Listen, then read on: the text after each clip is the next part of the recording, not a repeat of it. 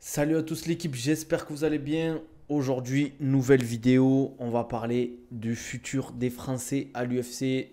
Comme vous l'avez vu pour certains, ceux qui suivent l'actualité, on va dire sérieusement. William Gomis, on a une annonce du prochain combat de William Gomis.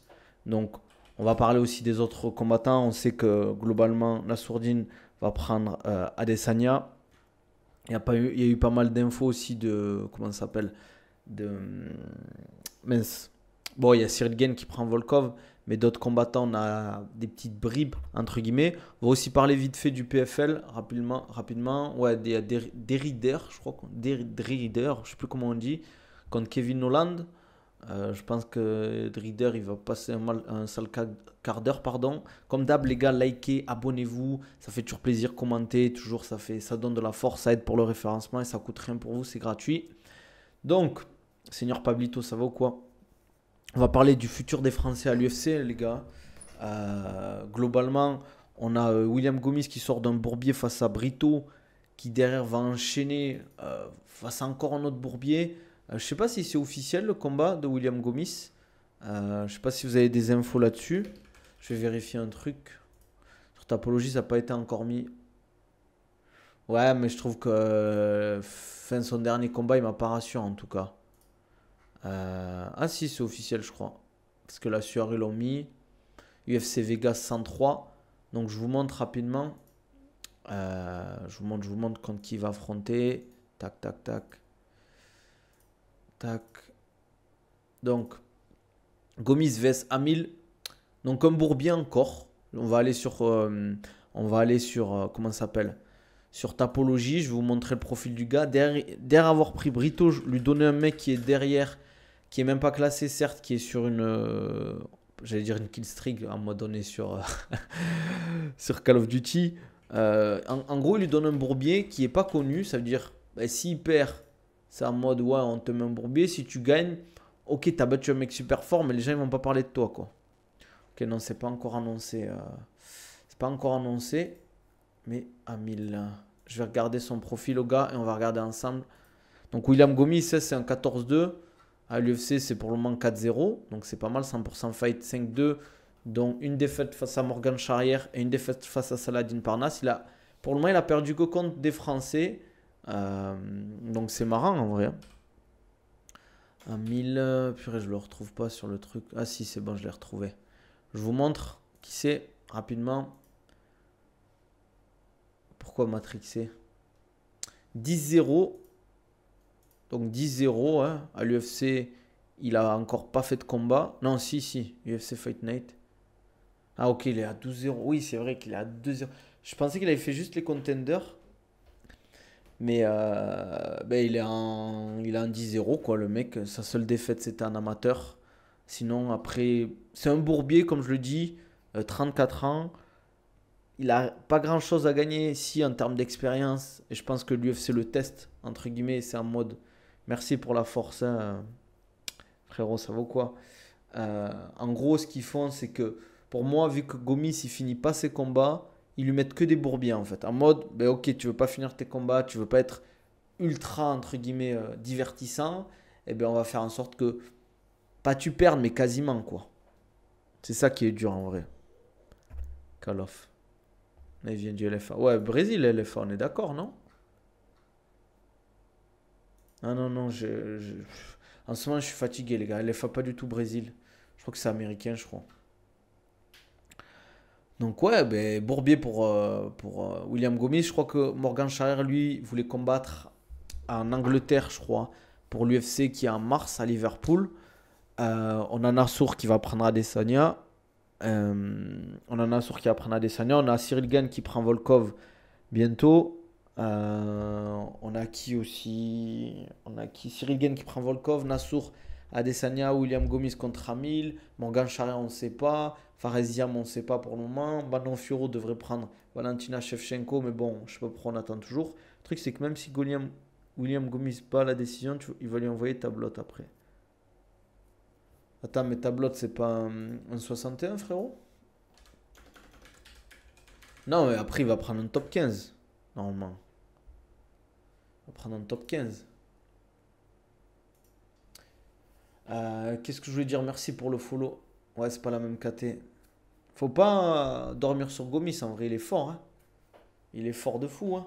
Certes, il a pas fait les combats les plus, entre guillemets, comment on dit, je sais pas comment on dit, les plus dominants. Il a failli se faire finir plusieurs fois.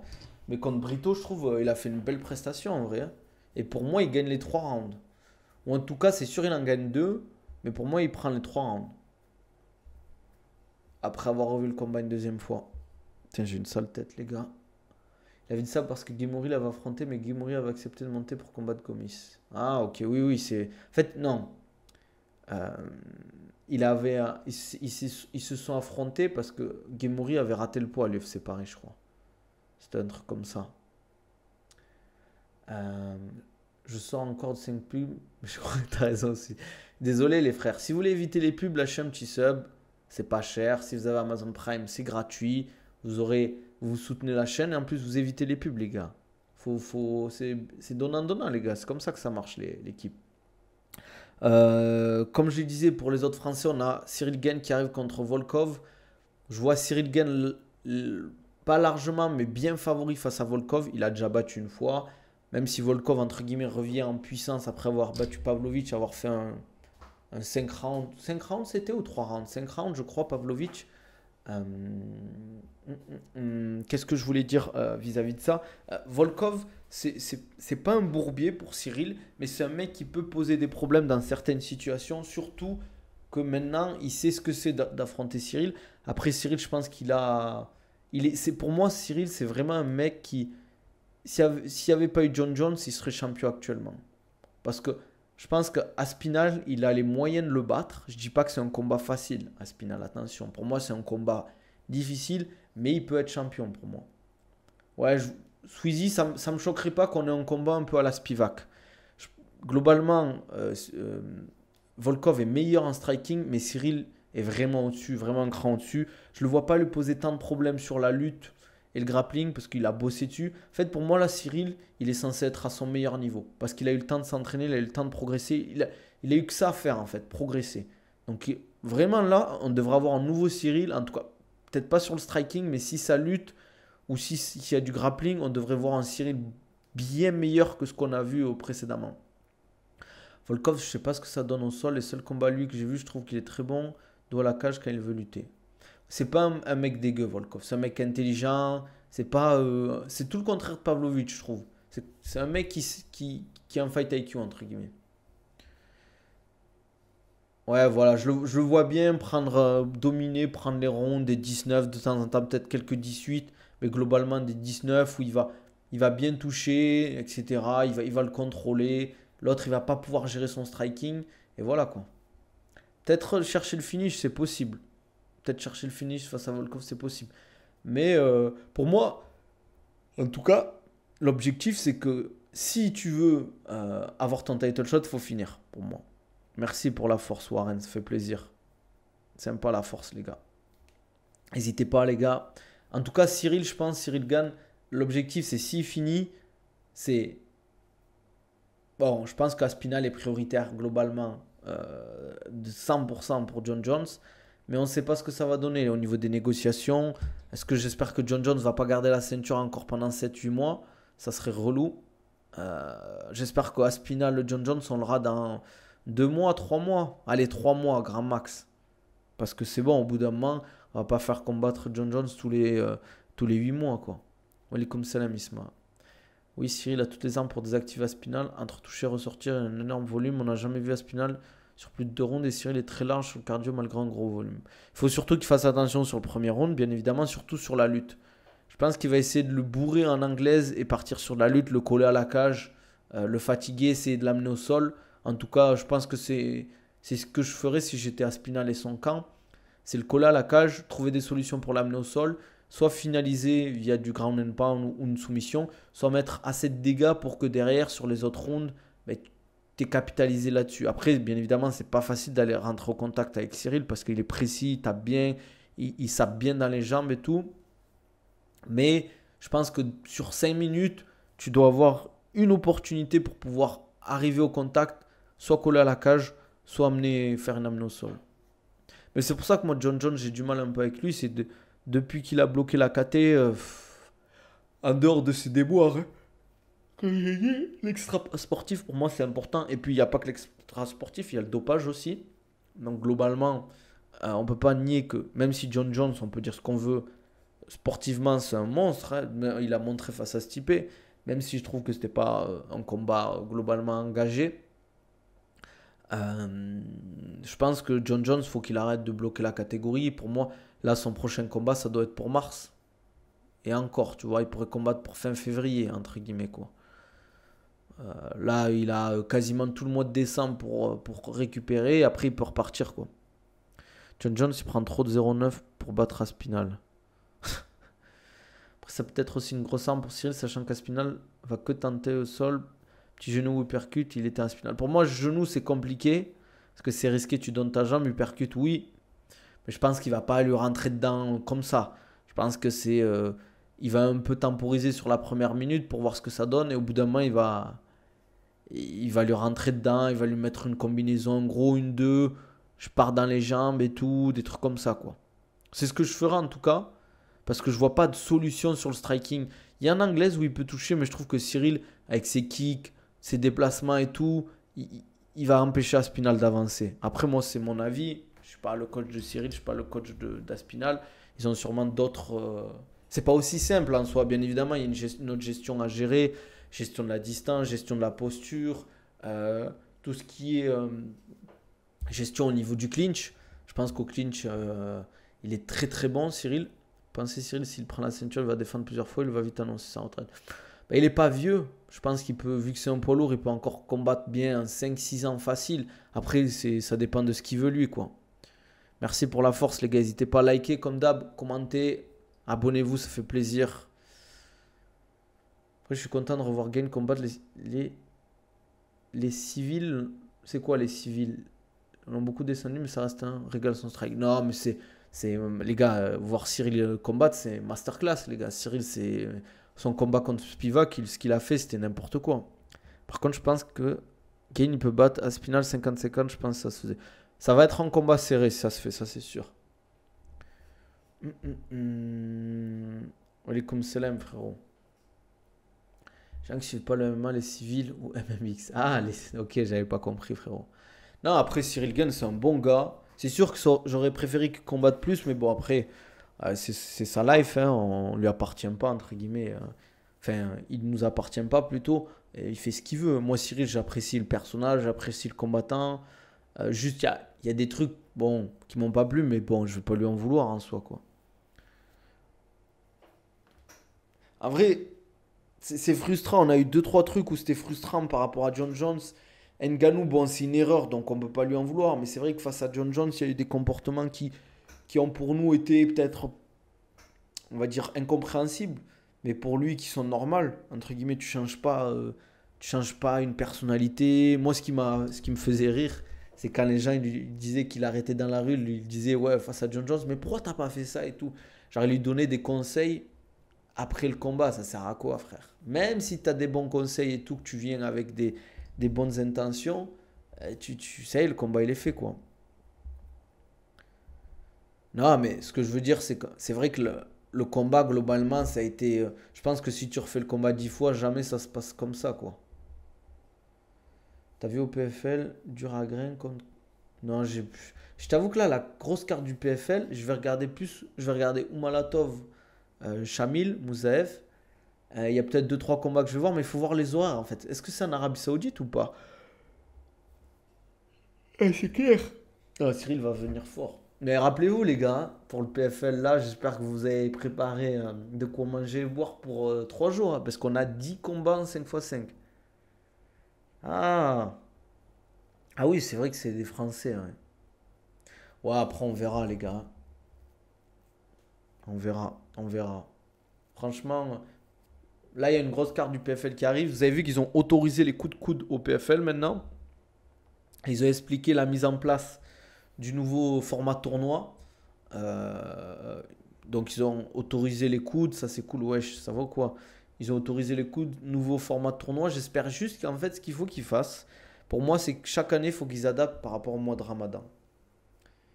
Entre guillemets, pas mettre le tournoi juste genre une semaine après le ramadan ou pendant le ramadan.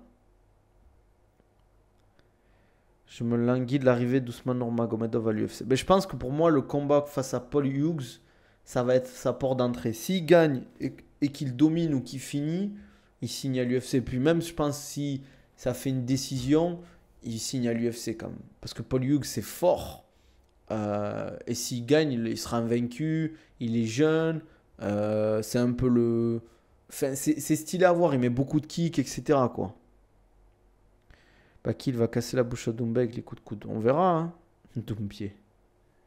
C'est 200 € les places VIP bord de cage. Pour moi, c'est 200 €, c'est cher, les gars. Même si c'est bord de cage. Hein. Franchement, les gars, je vais vous dire un truc. 90% du temps, ou même 95% du temps, c'est mieux de regarder à la télé. Les combats de MMA, vraiment. Hein. Que vous ayez des bonnes places ou pas. Parce que je vais vous expliquer un truc. Des fois, vous ne voyez pas bien. En fonction s'il y a du grappling et tout. S'ils sont sur un côté de la cage et tout. C'est long, les cartes de MMA. C'est très long même. Et quand il y a des combats que vous voulez pas voir, des combats entre guillemets, moi par exemple les combats féminins c'est parce que je regarde trop, ben, des fois je fais une pause ou je vais faire 2 3 trucs ou je peux bosser à côté, je sais pas si vous voulez cuisiner un peu, vous pouvez aller aux toilettes, des trucs comme ça, ou vous en avez un peu marre, voilà quoi. Pour ça qu'Abdul ne fera pas le tournoi. Ouais. Mais le problème c'est que si Abdul il fait pas le tournoi, je sais pas comment il peut avancer entre guillemets dans sa carrière. Après est-ce que ça lui convient ça, je sais pas, mais... faut être dans le coin pour profiter. Dans le coin, tu profites pas tant que ça parce que tu es quand même globalement un peu stressé et concentré sur le combat. Le coffre ou l'hexagone, c'est 400, 500 €? Non, vous abusez, les gars. Jamais de la vie, je paye 500 € pour une place VIP au coffre ou à l'hexagone. Même si tu me payes, je suis pas sûr d'y aller. Là, tu me dis oui, on te paye le vol, billet d'avion, hôtel, tout compris pour aller voir le coffre en VIP, j'y vais pas, les gars. Parce que et j'ai rien contre le coffre ou l'hexagone. Même le Harès, je ferai pas, je m'en fous. Faut pas abuser non plus, les gars. J'ai fait les 3 UFC Paris en live et honnêtement, tu en as pour ton argent, vivre un événement en direct, ça reste spécial. Après, l'UFC Paris, c'est différent quand même. C'est quand même différent. Et Kishi, j'attends toujours le sub par contre. Hop, là, il est l'heure là. Qu'est-ce que tu penses de Merab qui évite Oumar plus que le Covid? Franchement, moi j'en ai un peu marre parce qu'en plus l'UFC c'était censé être l'organisation qui les meilleurs s'affrontent. Si tu commences à esquiver Oumar, je sais pas, après on dit ça, mais globalement s'il faut l'UFC ils vont forcer pour Oumar, il aura pas le choix. Je pense pas que Merab ait le levier de négociation. euh, et le levier de négociation pour refuser Oumar, surtout qu'un combat face à Sean O'Malley ça fait pas rêver. À la limite, il y a Peter Yan, mais je pense que les gens, à la limite, quitte à avoir un mec comme Peter Yan, prends Omar, tu vois. T'inquiète, frérot, prends ton temps, je rigole. Même si tu peux pas ou que c'est compliqué financièrement. Ou sinon, il y a une âme charitable qui peut lui offrir, les gars, dans le chat. C'est un petit alternant, les gars, faites-lui plaisir. Isma, je vais t'attraper. Mais globalement, moi, j'aime pas ce qu'il fait, Merab. J'aime pas du tout. Ce qu'il fait parce qu'il a vécu un peu ça pendant qu'il était dans le top avec Sean O'Malley qu'il esquivait entre guillemets un peu et maintenant il fait la même chose avec Kumar pour moi qui mérite totalement le title shot. Certes Peter Yan le mérite aussi mais globalement Umar ben, son dernier combat c'était en juillet, bah il attend que ça quoi. Non les gars, vous pouvez pas, tu peux pas me dire que Umar c'est moins médiatique que Sean O'Malley. Faut arrêter de dire que Sean O'Malley il est ultra, c'est une star. Non, on a vu, on regardait enfin, il y a eu pas mal de comparaisons de stats YouTube et tout. C'est pas tant une star que ça, Sean O'Malley, quoi. C'est, c'est une star vite fait, quoi. Vite fait, quoi. Tu penses quoi de Sterling? Tu le vois rebondir? Faut voir contre Evloev ce que ça donne. Evloev, il peut faire quelque chose, mais ça peut être compliqué, quoi. Voilà, il fait pas de gros chiffres en pay-per-view. Et ce qu'ils veulent, c'est les pay-per-view. C'est ça qui fait gagner beaucoup d'argent à l'UFC. Plus tu vends de pay-per-view, eux, ils font de l'argent. Et je pense que c'est pas vendeur une revanche. En vrai, il y a pas d'histoire à raconter. Tandis qu'avec Kumar, il y a une petite rivalité. Tu sais, il se chauffe un peu. Sean O'Malley, il communique quasiment pas là vis-à-vis du combat, tu vois. Je vois pas Evloev battre Sterling, j'espère me tromper car j'aime bien Movsvar. Après, attention, Sterling, Son dernier combat, c'était face à Qatar. C'est pas un lutteur, Qatar. C'est pas un grappleur. Tandis qu'Evloev, c'est tout ça. On va voir ce que ça donne face à un très bon lutteur grappleur. Bon, on l'a déjà vu face à... Comment il s'appelle? Ah, j'ai oublié son nom. Le nain, le petit, les gars. Triple C, Henri Cerudo. Mais c'est pas du tout le même physique. Evloev, c'est physique. C'est un vrai 66. Est-ce que... Il est un peu cassé, Sterling, en plus. Non, il est très fort, Sterling, au sol. Attention. C'est un des... Peut-être je le mettrais dans le top 10 grappleurs à l'UFC. C'est via ça, en fait, qu'il est devenu champion. On va pas se mentir. Hein. C'est pas son striking qui est bon, à Sterling. Mais t'abuses, Oumar, il a pas de hype, là. Pour les Américains, il fait décision contre Sandhagen. Bah, Sandhagen, les gars, c'est fort, quand même, Cory Sandhagen. Puis c'est deux lutteurs, deux mecs du Caucase. Chapka noire vs chapka blanche. Ouais, c'est vrai. C'est vrai. Sandhagen, c'est un pen. Non, il est fort, les gars, Sandhagen. C'est très fort, les gars. Franchement, Cory, je crois que ses dernières défaites, c'était Sterling et Oumar. Cory, je crois. Contre qui il avait perdu aussi? Attendez, je regarde. Cory Sandhagen. Non, c'était Peter Yan, oui, c'est vrai. Et Dillashaw. Ah purée, j'avais complètement zappé ça, Dillashaw, Peter Yan. Mais sinon, il avait enchaîné Yadong Song, Marlon Vera et Rob Front quand même. Hein. Bon, c'est pas des gros finishes, etc. Mais c'est une décision pareil, Merab, il fait que des décisions, il veut le mettre un mec qui peut l'éteindre et prendre la ceinture. Je sais pas si Peter Yan, il peut... Non, mais c'est surtout qu'en plus, Peter Yan, il a déjà pris Merab. Et Sean O'Malley, il a déjà pris Merab. Donc, tu peux faire un nouveau combat. Parce que je sais pas s'ils vont vouloir faire une revanche à ce niveau-là. Je pense que ça les intéresse pas de faire une revanche. Est-ce qu'il y a un intérêt de faire une revanche face à Peter Yan? Vu le combat qu'on a vu, franchement, globalement, c'était une grosse domination de Merab. Même si il n'a pas capitalisé sur la lutte et les phases de sol, parce qu'il se relevait souvent, Peter Yan. Mais globalement, faire une revanche, il y a Peter Yan. Il y a pas... Voilà quoi. Pour moi, tu fais Oumar vs Merab et potentiellement une revanche O'Malley vs Peter Yan. Peter Yan ou Peter Yan, je sais pas comment on dit les gars, désolé.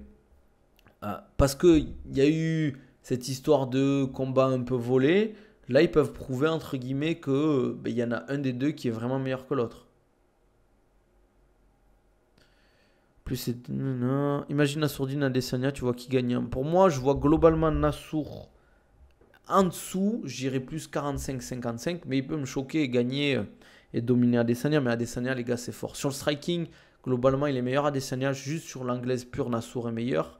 Et après, c'est pas des lutteurs grappleurs, quoi. Vas-y, Chiki, pas de soucis, frérot. C'est le business qui veut ça, désolé. Hein. Il faut bien faire... il faut bien, entre guillemets, nourrir le chat.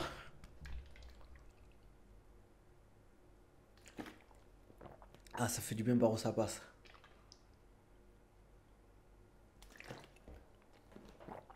Ah.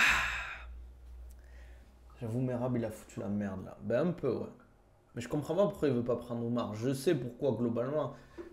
Il a pas peur, mais il sait que c'est le match-up le plus défavorable pour lui. Donc, globalement, il se dit... Essaie de le prendre le plus tard possible, mais pour moi, il pourra pas esquiver, en vrai. Au bout d'un moment... Hein. Ah oui, je sors une vidéo, les gars, avec Antoine de Lift It. Ce soir à 18h, à française. Donc, je compte sur vous pour regarder, liker. Voilà, comme d'hab, ça fait plaisir. Ça fait toujours plaisir, comme on dit là. Sympa la fosse. Oumar mérite pas de ouf aussi. Je suis pas d'accord, moi. Je suis pas d'accord. Parce qu'en fait, tu mets qui? Tu veux refaire une revanche face à O'Malley? C'est relou. Yann, il a déjà battu. Merci, Mamadou. Pour le follow. Selon toi, Baki peut rivaliser avec Doumalatov, Moussaev? Les gars, c'est pas des questions encore qui se posent pour moi. Parce qu'il en est pas là, en fait. Ils peuvent peut-être faire Royval ou Pantoja. Mais pourquoi c'est des 57 en fait? Je comprends pas. Pourquoi tu veux parler de Royval ou Pantoja en fait? Je vois pas l'intérêt. Hein. Pour moi, les 57, là, actuellement, ils battent pas les 61, hein. Après, c'est mon avis, hein. Peut-être que je me trompe, mais je vois pas un Pantoja battre Merab ou un truc comme ça, quoi, par exemple. Ou encore moins un Royval. D'ailleurs, Pantoja, bientôt, il combat face aux Japonais. On va voir ce que ça donne, hein. Même si je vois Pantoja favori. C'est jamais, on peut avoir une surprise. Ça serait le premier champion japonais à l'UFC. L'objectif, ça serait quoi? Toujours l'UFC ou gagner un tournoi PFL? Pour le moment, c'est de recombattre.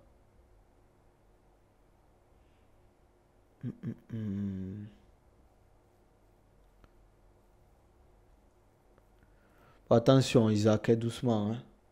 Parce que ce que tu dis, parce que ça, c'est, faut pas déconner non plus, hein. Moi, je l'ai vu tourner avec Ramzat Baki sur des gros sparring. Faut pas, faut doser un peu, hein. C'est très fort au Malatov, mais dégommer, restons tranquilles, quoi.